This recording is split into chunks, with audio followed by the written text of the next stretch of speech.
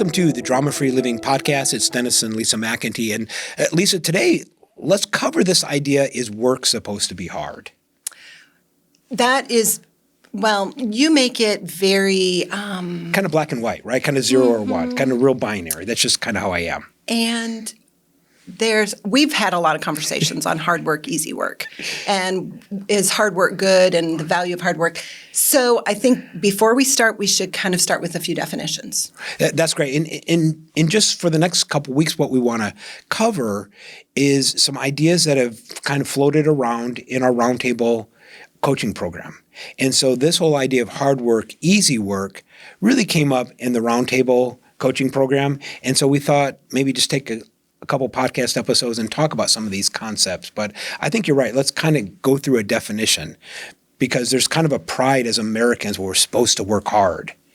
What we found out is we found that when things come up in our roundtable and our coaching program, that they start asking questions or we start talking about things, and we discovered there's a lot of other people that are asking questions and talking about them. So we're going to clear it up. Yeah, let's do it. So hard work is a great deal of effort or endurance. That's the Oxford Dictionary. Okay. But that's different than work ethic. Work ethic is perseverance, high motivation, consistent quality results. So when we talk about hard work, we're talking about effort or endurance. It takes all your stuff. But work ethic is what a lot of times we think of as hard work. Well, and I think if we're not careful, this sort of, and we have a lot of internationals listening, and so this is sort of an American mindset a little bit, is that we kind of pull ourselves up from our bootstraps, and you have to work really hard to grind. You grind it. Yes, that kind of grind kind of feel, and I don't think that has to really to be the case. No, because when you do the things that you love, yes,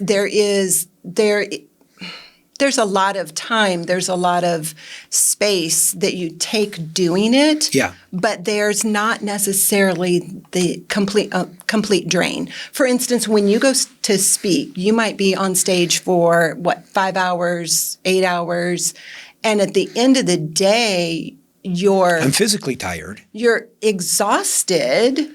But it's a satisfying exhaustion. Well, it's not a depleting exhaustion. Yeah, I mean, a great example is I finished a workshop in Phoenix just last week, and it was about 4 o'clock in the afternoon. Oh my gosh, you were so pumped! Right, and you would not stop talking. I think you had talked for all day long, and you just had so much to say. You were so energized. And I think that's what work really is supposed to be. It's the things that really give you energy. There's this Jewish proverb, and it's from Ecclesiastes, and it says that God will keep you busy with the joy of your heart. And I think that's what work is supposed to be. Kind of find out and frame your life around what's joyful for you. If you're not careful, you kind of end up living somebody else's life. And doing things that other people think you would be good at, or that maybe you should do, or you end up fitting in the hole, and you fill a hole without it being the hole that you were made to fill. And I hope we're good at this with our team as we look out at our team and try to find these things that they're uniquely gifted to do. Because what you're uniquely gifted to do, typically there's an ease to it. Right. Not that there's not a lot of activity, but there's an ease to this work. And here's a great question, Lisa, is who can tell you what's hard? Yeah, that's a really good question. Who can? Right. Nobody can. Only you know the truth about you. Well, who can tell you what's easy? Everyone will have opinions based on when they look at you and they see your skill sets and your abilities or your appearance. Just because you're tall doesn't mean you play basketball. Exactly. And I think the first step is really tell the truth about what's hard and what's easy. And you have this by your personal experiences. And I've worked really hard as I go through different experiences, and we'll cover this when we talk about the learning matrix, is, that was really hard. Well, what was hard about it? And how do I make it easier? Or when I'm doing activities, what's easy and how do I do more of that? Because that's what we want to frame our life around. And then when you build a team, here's where it's really kind of supercharged, is when I find something that's hard for me and I find a team member that it's real easy for them. And that's great teamwork.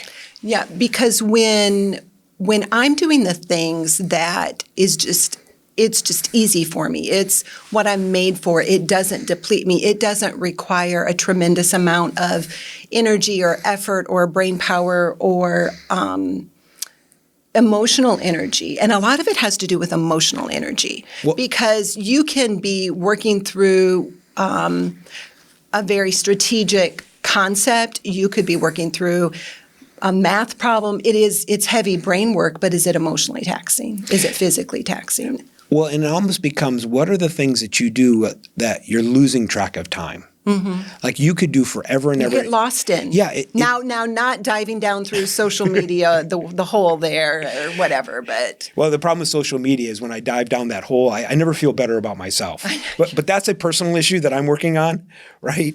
And so this whole idea of like, when does work become play? Mm-hmm. And we talked about this in our roundtable just last week. Yeah. Is what's your playground? What's your sandbox? What's your playground? And I told the group, us having this discussion right now and facilitating this group, I felt like I was in my sandbox. I was just playing. And there was so much value that was created, and value is created by play. And by work. And by work. By work that's play. By work that's fun, because that's what we just love to do. But that's where our joy shows up. That's where our energy shows up. That's where our passion shows up. And when we're stepping into that, it unlocks a piece of us. And it's fascinating when you see someone, when you're talking to someone. Okay, so we were at a restaurant on Thursday night. Right. And there was a group of us. It was from the round table. Yeah, absolutely. And our server, she was pretty quiet, just very subdued. That's a good. She was very subdued. And then one of our roundtable participants is an educator. Yep. And his wife is also an educator, so the spouses were at dinner also. And the server came to the table, and the spouse educator recognized her. Oh, no, it was a different one. Yeah. It was a different wife recognized her because she tutors her daughter. And she was so happy to see her, and she gave her a hug, happy to see her, and then introduced her to the spouse who was the educator. Yeah. And they all started talking about education and teaching and things, and our server lit up. Right. It was like the lights went on. She was a different person, tremendous completely amount of person.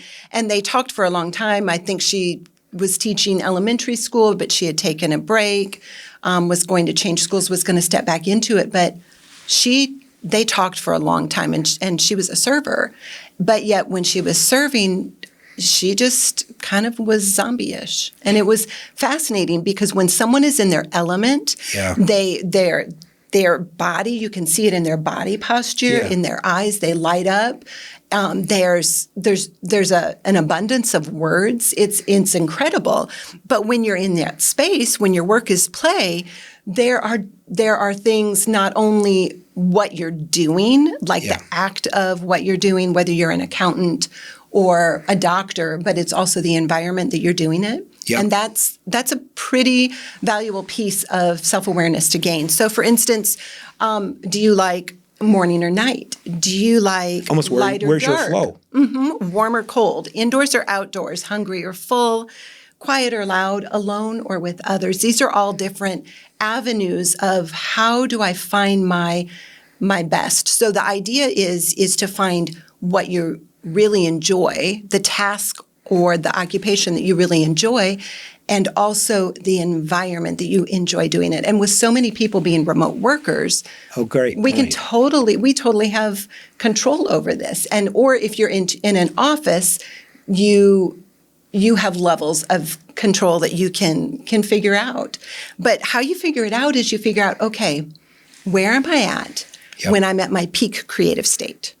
Okay, so think of a time I'm at my peak creative state and evaluate what's going on. Not only what am I doing, but what does the environment around me look like?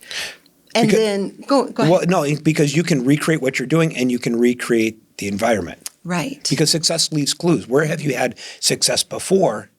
And only you know what success looks like. And it's part of, at least, and we'll give people an opportunity to download a new thinking tool at the end of the podcast. But we have a new thinking tool. It's this idea of personally, what's easy. We list out 3 things: personally, professionally, what's easy, and then what's hard, what's easy, and what's hard professionally, what's hard personally. And then it takes you through 4 steps of a thinking process to really design a life where you can do more easy work that produces great results. Absolutely. And that is doing the things you love in an environment that is life-giving. Yeah, Lisa, I just thought about this story, and I don't know if you remember this. We were living in Poland back in the day, like almost another lifetime ago. That was a long time ago. That was 20 years ago. You know what? I feel old right now. Anyway, keep going. So, but I remember this time where I came back from the States, and I had bought you these leather gloves. Oh, yeah. I Right? remember that. Yes. Those were really nice leather Those were gloves. great leather and gloves. You And probably should not have brought this up because it's going to hurt your heart. But, Yeah. but You I might think have to buy me a pair of gloves by the time I we're will done. totally do it. Okay. So I remember that I brought them back, and I think the next day or a couple days later, it was like the middle of winter, right? And in Poland, they have snow. It's pretty cold. It's pretty cold, and I couldn't find my gloves. Getting ready, I I remember that. had to go, and I couldn't find my gloves, but I found your gloves. Did you ask me? Of course, I didn't. Right, but we're all a work in progress. Now, 25 years later, I've learned some different habits. But I remember grabbing your gloves, and they were really warm and really nice. But I remember squeezing my hand into your gloves, and my hand was warm, but my hand hurt the entire day. And then my gloves were ruined because were. they were all stretched out. They were. Okay, I'll buy you a new pair of gloves after the show. But the point is, how many people live their lives like that, trying to squeeze their hand into gloves that were not designed for them? And what's fascinating about that is not only did it hurt your hand, but it hurt the gloves. And Wow, so that's a good point. You put your hand into my gloves. So when we try to step in and do things that we weren't really made to do, that's not our it, Right. then it's painful. It's hard. It doesn't feel good. Your hands were warm. You functioned. Right. It did what you needed it to do. We can do what we need to do, but there's not a lot of fun or joy in it. But not only that, the gloves were destroyed after that. They were never the same. They were stretched out. And that's how that position is, that when you step into it and you're not a good fit for it, that position just doesn't fit you, and you can't fill in all of the holes and the crevices of that position like you need to. And so there's gaps that are left from when you're trying to step into something that's really not your thing, as opposed to someone who it is their thing. I mean, it's what they do, it's what they love, and they just kind of ooze into it. And Yeah, that's a great question. What is your thing? Because when I find my thing, by nature, there's going to be ease to it. We're not saying it's not going to take a lot of activity, and you might not have very full schedules. We have a very, very full schedule in the lifestyle that we run and what we do in our business, but there's an ease to it. With most things, and when there's not an ease, when it's kind of clunky, we just realize, okay, something is just out of order. Right. So there are ways that you can discover how to kind of walk in that when work is play. Okay. And there's personality tests, there's career assessments, there's all kinds of tools that you can take and figure out what it is that I really like to do, what it is that I'm skilled at do, what is my natural ability. Now, I'm a pretty detail-oriented person. You think? And yes, and I love that about you too. I can step in and I can do the detail work. Right. I can edit articles. I can run spreadsheets. I can work through finances because I'm detail oriented and I catch the small things, but that doesn't mean that that's what gives me life. Yeah. Because I can only do that for a certain amount of time before I am depleted, but I can do it.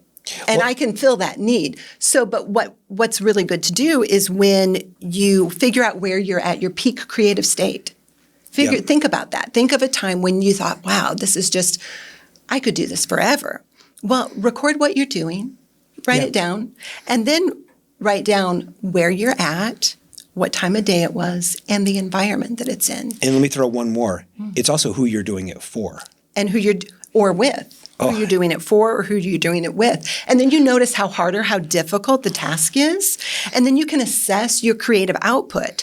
You assess your location. You can rank it, because not only do we want you to be doing the thing that is easy for you mentally, but also if you can do the thing that's easy for you mentally in an environment and with a group that is life-giving, it 10X's that ability. It really does. And Lisa, we really have to say that the path to this is really a journey, right? So you might be today just there going, everything's hard and I don't like my job. And, the great thing, Lisa, is that we have all made our lives. You might not like your life, but you have made your life where you're at today. Now, here's the best news. If I've made my life, I can remake my life. Absolutely. And Cynthia Tobias has this amazing book. It's thinking and learning styles. It's called The Way We Work. Love it. And that was fascinating. And when our kids were younger, I had discovered her because she has a book I think it's called The Way They Learn. And so if you have kids, it's perfect to pull that out and just kind of figure out, okay, lighter, dark, warmer, cold, food, no food, noise, quiet. But it's a journey. It's a journey of discovery. And only you, really only you know you. And so we just want to encourage you today. Yes, assessments and some of these things are great, but even step back and really examine your personal experiences. And then the last thing, and really kind of my thought on really finding this easy work, getting out of hard work, is you almost like create your own personal standards by the experiences that you have. Right. Almost like what was hard, what was easy. And Lisa, I just created this acronym that I've started to judge things by, whether we take on a project or we have a partnership or a relationship or a team member, or almost like my entire life is I'm thinking about fee. Almost like the project has to pay a fee. People have to pay a fee. Now, not a money fee, but here's what it is. It has to be fee, F-E-E. It has to be fun. Just for me, this is me, right? Other people are different, but for Dennis, it has to be fun. And then E, it has to be easy. There has to be an ease to it. Not that there's maybe not a lot of activity, but there's just this flow to it. And then the other E is it has to be energetic. It has to produce energy. There has to be this continual life-giving flow to it. And when it doesn't do that, for me, I just realize, okay, something's out of order. And how do I bring it back into order? What needs to happen? Yeah. I know for me, now I don't have a great acronym like you do, but for me, one of my core values is curiosity. And I'm always curious. Oh, and so you really there's are. got to be a curious element to it, an element of the discovery is part of what's important to me. And we're completely different in that way. And that's how we kind of go along the path of easy work being a journey. Because sometimes we're in the middle of the journey and it's not easy and it's hard work, as in it requires effort or endurance, not hard work as in work ethic. Right. But it's hard and we need to stay motivated. And it's hard to stay motivated sometimes when you're on your path to discovering your easy work, when you're in the middle of your hard work. And when you are in the middle of hard work that takes a lot of effort and a lot of energy, it produces procrastination. We don't complete our tasks. We miss deadlines. We have a lack of focus, and we feel discouraged and disoriented sometimes. And that's also when there's brain fog. Absolutely. This is a good question really for everybody is, what are you currently procrastinating on? And that can be a clue Absolutely. to what your hard work or easy work is. And many times I have found that if I'm procrastinating on something, I need to bring another team member into the mix. I need to get it out in the open and have another team member help me, because something about it is hard. And when I have another team member, they step in and it just makes it easier. Well, and that's a good example of when work is play and the environments, because part of your preference on others or alone is others. You want to do it with others. Yeah, Lisa, I don't work well alone. Yeah. Right? If you put me in the office all alone, in 10 minutes, I'm going to be shopping on Amazon. I'll be watching a video on YouTube. I have a list of things to do, but I'm just distracted. And I don't work well alone. No, and it took years before you discovered it. And you would go down this rabbit trail or that rabbit trail or this rabbit trail. Never get anything done, but be really busy. And we'd have to reel you back in. Yeah. And then you discover, and then we discovered, oh, it's because you need it to be with other people. But when you're on this path of trying to go down the journey to figure out how to stay motivated in the middle of it. Yeah. Because it's not fun. It's not easy. It's not good. You're in the messy middle. That's a great way to say it. When you're in the messy middle, you still need a paycheck. Yeah. Or maybe there's these tasks and they still need to get done. Yeah. And somebody's got to do it, and you're that somebody. And that's the position that you're in for your work, or that's the position that you're in for your family. What do you do? Yeah, it's a great question. And so, Lisa, it's why we really created the tool. So we'll put the tool in the show notes, and people can download it there. It's our free gift to you as you walk through this journey, what's easy, what's hard, and start to craft a life that more work is easy. Now, Lisa, I've got to read this little sort of story. Okay. And then I need to talk about messy middle. Okay, very quickly. Okay. All right, so let me go first. And so now I'm kind of going old school, and I'm going boxing. So I know you're super excited about this, but Floyd Mayweather, he had this fight, and he was like a great champion. Great heavyweight champion, right? And so he had this fight with Saul Alvarez, and it says that, as he was fighting him, he kind of stood in front of him. The guy was frustrated, but the guy was just kind of frozen. And it was interesting. It says, even when on the ropes and seemingly cornered, Floyd Mayweather would slip punches or catch them with his gloves before countering with his own stiff shots. Not only faster and more accurate than his opponent, Floyd had no fixed rhythm to adjust to. When one technique stopped working, he switched to something else. And So he just pivoted. He just pivoted, and his real gift, pivoted his style. Yeah, his real gift was he had multiple styles. Where a lot of boxers, they have one style, and you learn the style, and then you can defend it. Okay. But Floyd Mayweather, his real unique sort of zone was his ability to pivot and have multiple techniques, multiple styles. And this is what he said about fighting, and this is what he said about work. He said, "All work is easy work." He actually said that statement. He said, all work is easy work. And sort of what I thought Hurts about your is, brain. well, it does, right? Because it's almost like, well, that doesn't sound right. But the point is that when you're in your zone and when you're doing the thing that you're uniquely gifted to be and to do, it's easy. There's an ease to it. While it's work, it can be easy. And I thought that was a great example. He just said, hey, all work is easy work if you're doing the right kind of work. That's So, good. yeah, so tell us about the messy middle. And So the messy middle. yeah. Now, did I interrupt you? No. Okay, good. We're just chatting. Okay, good. The messy middle. So when you're in the messy middle and you need to get the job done, Yep. there's a few things that you can do. Okay. Some lay of it them on are us. common sense and some of them aren't. And it's amazing to me what to me is common sense and to you isn't. But Hey, that's common another sense is not podcast. common, but we'll do that at another time. So first, you just acknowledge it. Yeah. Acknowledge that you're in the good. messy middle. Acknowledge that your work isn't easy, but that it's temporary. This is not where you're going to be living your entire life.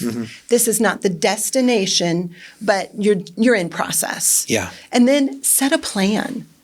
Sit down, set a plan. I have good. all of these things. I don't want to do them. I'm going to procrastinate, or they steal a lot of my joy or my energy. Yeah. But break them down. Break down your tasks. Break down those things that you have to do. Set a routine to do them by. Calendarize them. Make it so you're not waiting till Friday. You've got 5 hours of things that have to be done by end of week, and it's Friday at noon. You're Yeah. going to spend the next 5 hours doing those, and you won't be at your best, and it will deplete you. But if you space them out, an hour Monday, Tuesday, Wednesday, you calendarize it It's good. from 1 to 2, something like that. But you break it into bite-sized pieces. And then don't should on yourself, Uh-oh. because that is just so disheartening. Well, and it's almost like shoulds are when you're taking on somebody else's obligations right? It's somebody else's standard. Well, I should do this. I shouldn't do this. And it's not my own standard. And then I beat myself up. Right. So when you should on yourself, I should have gotten this done, or I should be doing this better, or it shouldn't take so much time. So, but just shooting on yourself is very disheartening. So don't do it, especially when you're in the messy middle. It makes it worse. And then create some accountability, some sort of support system. So whatever that looks like to you, that fits for you, whether you know your boss is going to come in and check on you and know that you didn't get it done, or you have a deadline, something, or just a friend. You say, hey, I've got to get this done, and I need to do it in bite-sized chunks. Could you just check on me and see how I'm doing? And if you see that I'm not doing it, just crack the whip a little bit. Just help me out in this. But then also reward yourself. It's good. So, you did a good job. You got it done. It wasn't easy. Be good to yourself. And then stay present. Stay present with it. Remember your why. Remember what your motivation is. You are in the messy middle because you needed a job, you needed to pay the bills. But it's not your future. It's not your long-term future. It's not your future, but you're thankful for it right now in the place that you're at.